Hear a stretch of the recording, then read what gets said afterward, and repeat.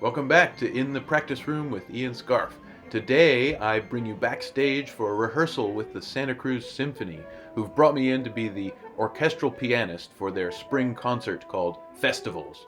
Now the big piece on this program is Igor Stravinsky's ballet Petrushka, which has a famously challenging and intricate piano part.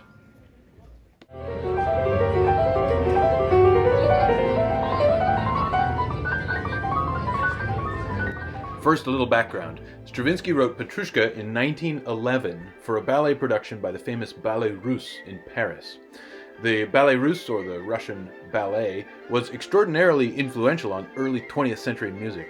The director, Sergei Diaghilev, commissioned new music from a host of modern composers of that era, including Debussy, Ravel, Satie, Prokofiev, and several ballets by Stravinsky.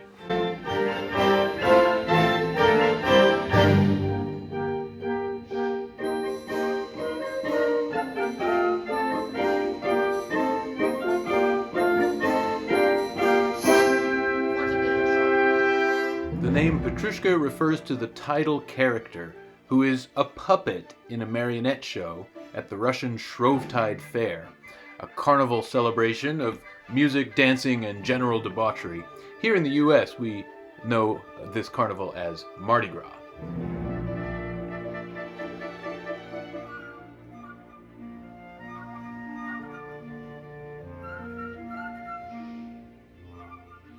The first part of the ballet features several traditional Russian melodies passed around the orchestra, sometimes several of them happening simultaneously or overlapping each other, in a way that really showcases the chaotic experience of being in the middle of a festival with lots of different things happening all around you.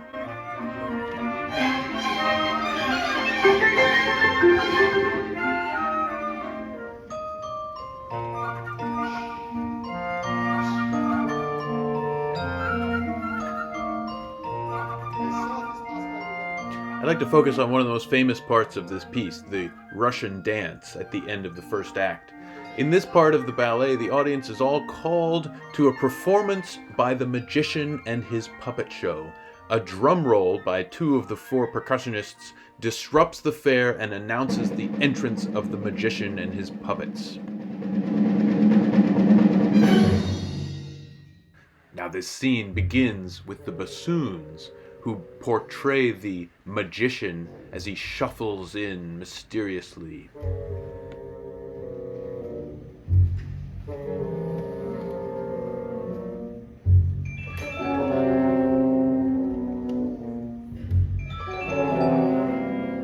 The magician then grabs his flute and plays an enchanting tune that serves as a spell that brings his puppets to life.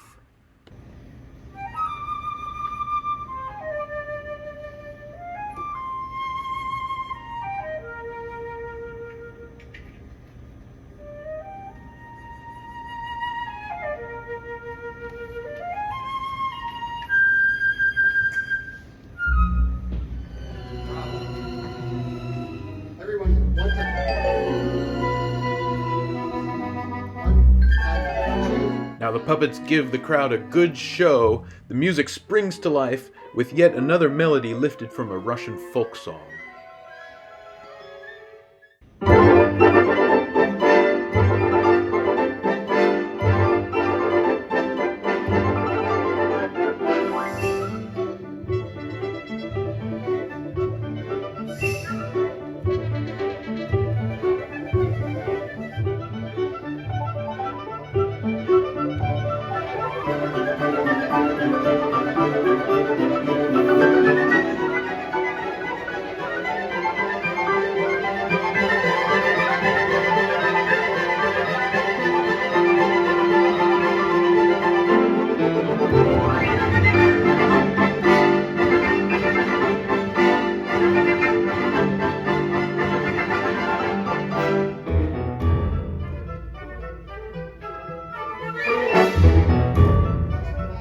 I want to take a moment and focus on the piano technique required to play some of these passages. Look at how Stravinsky takes this melody and transforms it into a full body experience. Instead of just playing the melody one note at a time, like most instruments, I have to use both hands and play 3 or 4 note chords in each hand. This technique is closer to attacking the piano with my fists than anything resembling normal finger technique. Because it's all white keys, you know? Are you using your knuckles? Yeah. If I straighten my fingers, you see they get stuck in the black keys. Ah. So I have to... Knuckles against everything I teach. That's my knuckles right there. I was telling my students, your violins should look like your violins. Yeah. In fact, because all of these chords are on the white keys, I have to curl some of my fingers to prevent them from getting caught in between the black keys. I've never before in my life had a piano teacher who taught me to play with my knuckles like this.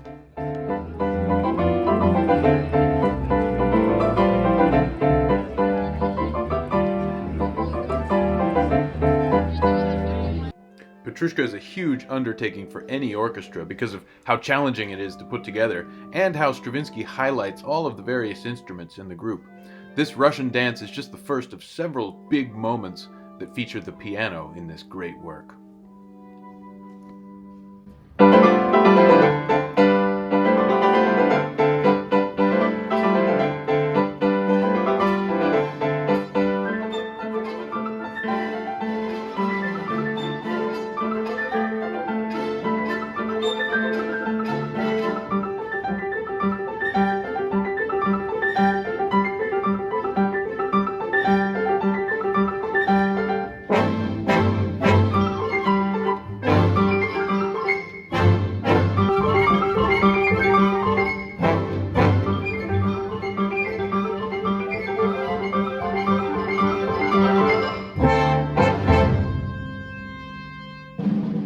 I hope you enjoyed part 1 of Stravinsky's Petrushka.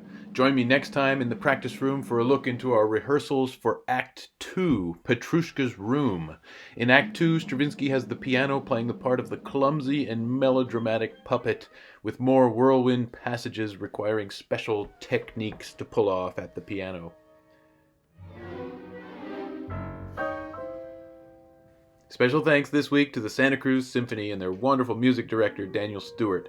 I had such a great time rehearsing and performing with this group and was really blown away by the kind and supportive atmosphere created by all the musicians, the staff, the patrons, and the audiences.